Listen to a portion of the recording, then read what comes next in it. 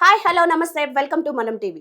Sir, Konidela Varaprasad alias megastar Chiranjeevi గారు మళ్ళీ political కెరియర్‌లోకి comeback అవుతున్నారా? ఒకవేళ అదే నిజమైతే ఆయన కేంద్ర మంత్రి అయ్యే అవకాశం ఉందా?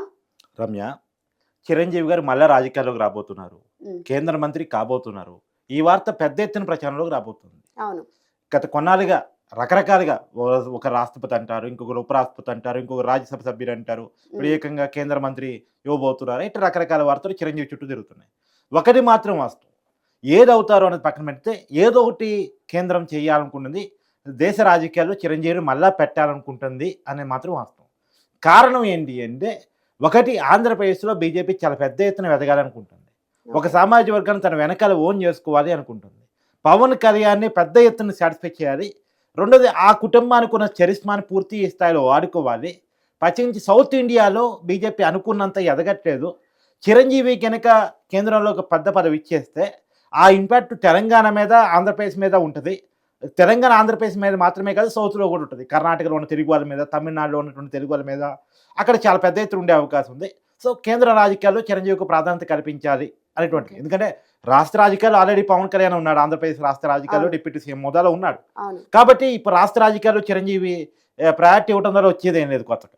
కాబట్టి కేంద్ర రాజకీయాల్లో కేంద్ర మంత్రిగా ఆయనకి ఇచ్చేస్తే, ఆయన ఒక రాజ్యసభ ఇచ్చేసి కేంద్ర మంత్రి చేస్తే బాగుంటది అనేటువంటిది ఒక ఆలోచనగా కనపడతా ఉంది. సంక్రాంతి పండుగ సందర్భంగా కూడా కిషన్ రెడ్డి గారు భోగి మంటల కార్యక్రమం నిర్వహించినప్పుడు మోడీ గారు ఇచ్చిన ప్రయారిటీ కేవలం చిరంజీవి గారికే. అవును. మోడీ గారి పక్కన చిరంజీవి గారు కూర్చున్నారు. అవును. కాబట్టి ఏదో జరగబోతుంది అనే ఇండికేషన్, సహజంగా మోడీ గారు అంత దగ్గరగా తీసుకున్నారు, అంత కళాచరణం చేశారంటే ఇది ఇండికేషన్. హ్మ్. ఆయన్ని రాజకీయాల్లోకి లాగుదామని చూస్తున్నారు. ఆయన ఇమేజ్‌ని రాజకీయాల్లో బిల్డప్ చేసుకుందామని చూస్తున్నారు బీజేపీ కింద అని చెప్పేసి పిక్చర్ క్లియర్ చేశారు. సరే, అయితే గతంలో పాలిటిక్స్‌లోకొచ్చి ఆయన అన్ని ఫెయిల్యూర్సే చూసారు. ఇప్పుడు పాలిటిక్స్‌లోకొస్తే ఆయనకి సక్సెస్ వచ్చే అవకాశం ఏమన్నా ఉందంటారా? అంటే గతం కూడా ఫెయిల్యూర్ అనుకోవడం లేదు. ఆయన 2008లో ప్రజారాజ్యం పార్టీని ఏర్పాటు చేశారు. అవును. 2009 ఎన్నికలు ఫేస్ చేశారు. ఫస్ట్ ఎన్నికల్లోనే దాదాపు 18% ఓట్ బ్యాంక్‌ని ఆయన సంపాదించుకున్నారు. డబుల్ డిజిట్ సంఖ్యను కూడా ఆయన సాధించుకున్నారు. కాబట్టి మొదటిసారి పార్టీ పెట్టినప్పుడు ఆయన ఆ స్థానాన్ని సంపాదించుకోవడం చిన్న విషయం కాదు. ఎందుకంటే ఆయన రాజకీయాల్లో పెట్టినప్పుడు ఒకవైపు రాజశేఖర్ రెడ్డి గారు చాలా పెద్ద స్థాయి లీడరు, ఆయన రాష్ట్ర రాజకీయాల్లో చక్రం తిప్పుతున్నారు. ఇంకోవైపు చంద్రబాబు గారు, ఆయన రాష్ట్ర రాజకీయాల్లో చక్రం తిప్పగలిగిన నాయకుడు, అప్పటికే 2 సార్లు ముఖ్యమంత్రి అయినటువంటి వ్యక్తి. సో, వీరిద్దరిని తట్టుకొని నిలబడి, హ్మ్. ఇంత బిగ్ పర్సనాలిటీని తట్టుకొని నిలబడి, తనకంటూ ఒక మార్కుని చిరంజీవి గారు వేసుకున్నారు. కాకపోతే పార్టీ నడపటం, ఆ వివాదాలను ఎదుర్కోవటం, రోజువారీ కామెంట్‌కి సమాధానం చెప్పుకోవటం, ఇదంతా కష్టసాధ్యమైన విషయం అని చెప్పేసి ఆయన పార్టీ నడపలేక దాన్ని కాంగ్రెస్‌లో మెర్జ్ చేసేసి ఆయన కాంగ్రెస్‌లో కేంద్ర మంత్రి తీసుకున్నారు. సరే, చాలా కాలంగా రాజకీయాలకు దూరంగా ఉన్నారు. కాంగ్రెస్ పార్టీకి సభ్యత్వాన్ని నాకు తెలిసి క్యారేజ్ చేసుకుంటున్నట్టే నేను వినలేదు. ఆయన కాంగ్రెస్ పార్టీకి కూడా దూరంగానే ఉంటూ వస్తున్నారు. రాజకీయాలకు పూర్తి దూరంగా ఉంటూ వస్తున్నారు. కాకపోతే కాంగ్రెస్ పార్టీలో ప్రజారాజ్యాన్ని విలీనం చేసి కేంద్ర మంత్రి అయినటువంటి చిరంజీవి గారు, ఒక రకంగా చెప్పాలంటే మన్మోహన్ సింగ్ క్యాబినెట్‌లో కేంద్ర మంత్రిగా పనిచేసినటువంటి చిరంజీవి గారు, ఇవాళ మోడీ క్యాబినెట్‌లో బీజేపీకి సంబంధించినటువంటి పార్టీ సంబంధించిన క్యాబినెట్‌లో మంత్రిగా పనిచేయడం అంటే ఇది ఒక ఆశ్చర్యకరమైన పరిణామమే. కానీ రాజకీయాలు మారిపోయాయి, పరిస్థితులు మారిపోయాయి. ఆయనకి అవును. రాజకీయాల పట్ల అభిరుచి ఉంది అనేది రాజకీయాలకు వచ్చినప్పుడు మనకు అర్థమైపోతూ ఉంది. అవును. సరే, ఆ రోజు ఉన్నటువంటి పరిస్థితుల్లో ఆ రోజు రాజకీయాలు నడపలేకో, లేదా పార్టీని ముందుకు తీసుకెళ్ళలేకో ఎందుకు ఈ రిస్కులు అనుకున్నాడు. ఆయన కాంగ్రెస్ మెర్జ్ చేసి కేంద్ర మంత్రి అయ్యారు. కేంద్ర మంత్రి ఆయన కొత్తగా ఇయాల చేసేదేం లేదు. ఆల్రెడీ ఆయన ఎక్స్ కేంద్ర మంత్రి, మాజీ కేంద్ర మంత్రి అంటారు ఆయన ఇప్పుడు. కాబట్టి అవును. ఇప్పుడు మళ్ళా కేంద్ర మంత్రి మోడీ గారి క్యాబినెట్‌లో కాబోతున్నారు అనేటువంటిది. సరే, అయితే ఇప్పుడు పవన్ కళ్యాణ్ గారు డిప్యూటీ సీఎం. నెక్స్ట్ నాగబాబు గారు కూడా రాష్ట్ర మంత్రి అవుతారు అని అంటున్నారు. చిరంజీవి గారిని కేంద్ర మంత్రి అవుతారు అని అంటున్నారు. అంటే కొన్నిదల అన్నదమ్ములందరూ మంత్రి పదవిలో ఉండే అవకాశం ఉందా? ఖచ్చితంగా క్లియర్‌గా కనపడుతుంది గదా!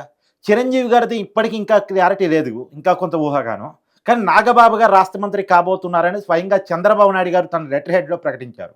అవును. అంత clear. Pawan Kalyan already Andhra Pradesh deputy సీఎంగా ఉన్నారు. అవును. కాబట్టి నాగబాబు గారు, పవన్ కళ్యాణ్ గారు చంద్రబాబు గారి క్యాబినెట్‌లో ఉన్నారు.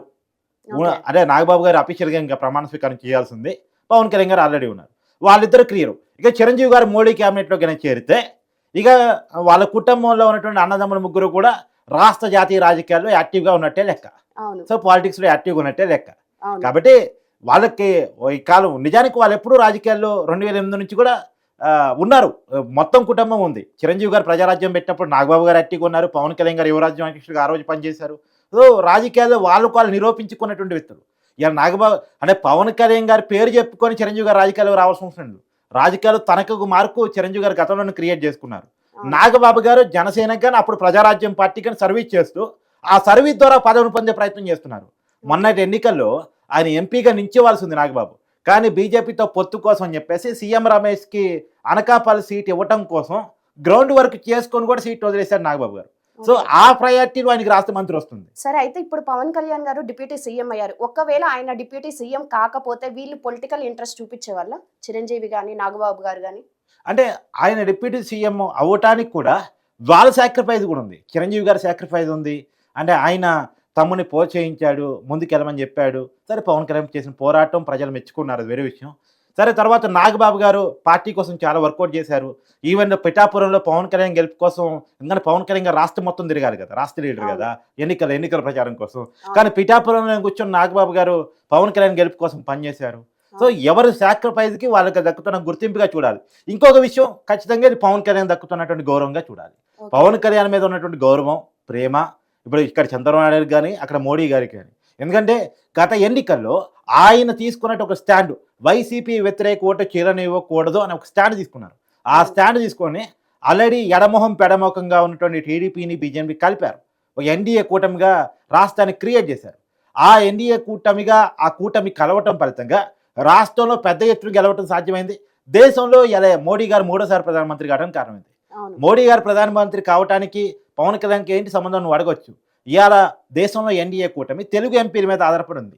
తెలుగు ఎంపీలు పెద్ద ఎత్తున రావడంలో కూటమి ఒకటి కావడానికి కానీ, లేదు ఆ చరిస్మా వర్కౌట్ కావడానికి కానీ, పవన్ కళ్యాణ్ గారి ఇమేజ్ వర్కౌట్ కావటం కానీ కారణమైంది.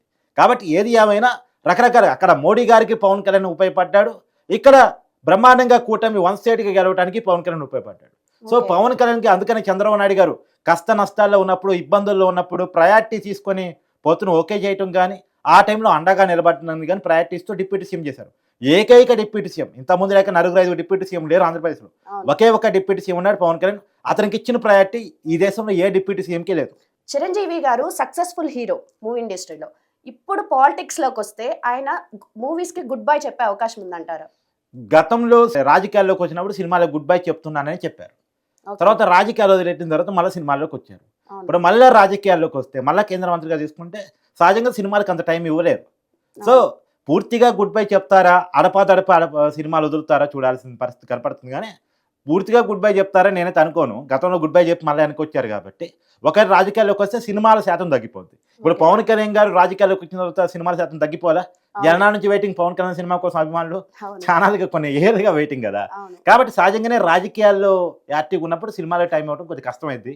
సహజంగానే ఇంతకు ముందు లేక యాక్టివ్గా ఒకదానితో ఒకదాని సినిమాలు తీయలేరు. ఇప్పుడు కూడా సినిమాల శాతం తగ్గిద్దిరే. చిరంజీవి గారు కూడా గతం లేక విరుగా సినిమాలు తీయట్లే, అప్పుడొకటి అప్పుడొకటి. అసలు మన సినిమా హీరోలే 3 ఏళ్ళకి 2 ఏళ్ళకి సినిమాలు ఇస్తున్నారు కదా మొత్తంగానే. అంతే, సినిమాల శాతం తగ్గిద్ది. అంతేగాని పూర్తిగా సినిమాలకు గుడ్ బై చెప్తారని అయితే అనుకోను. సార్, అయితే కొన్నిదెల రామ్ చరణ్ బాబాయి బాటగా తండ్రి వారసత్వంగా ఫ్యూచర్ లో ఏమైనా పాలిటిక్స్ లోకి వచ్చే అవకాశం ఉందా? అవకాశం ఉందంటే ఇప్పటికైతే అన్నదమ్ముల ముగ్గురు రాజకీయాల్లో ఉన్నారు. చిరంజీవి గారు, నాగబాబు గారు, పవన్ కళ్యాణ్ గారు. అంటే చిరంజీవి గారు కొద్దిగా దూరంగా ఉన్నారు, ఇప్పుడు మళ్ళీ వస్తారని టాక్ నడుస్తుంది. ఒకవేళ రాజకీయాల్లో మళ్ళా సక్సెస్ కేంద్ర మంత్రిగా చిరంజీవి గారికి కనుక మళ్ళా రాజకీయాలు చక్రం తిప్పడం మొదలు పెడితే, ఆల్రెడీ పవన్ కళ్యాణ్ గారు చక్రం తిప్పుతున్నారు కాబట్టి ఆ రాజకీయ వారసత్వంగా రామ్ చరణ్ వస్తాడని రావడానికి అవకాశం ఉంది, రావచ్చు కాక. అంటే పలానోడు రాజకీయాల్లోకి వస్తాడు, పలానోడు రాడు అని జోస్యం చెప్పడానికి నేను జ్యోతిష్కుని కాదు, కానీ రావడానికైతే అవకాశాలు ఉన్నాయని మాత్రం క్లియర్గా చెప్తాను. Okay, thank you sir.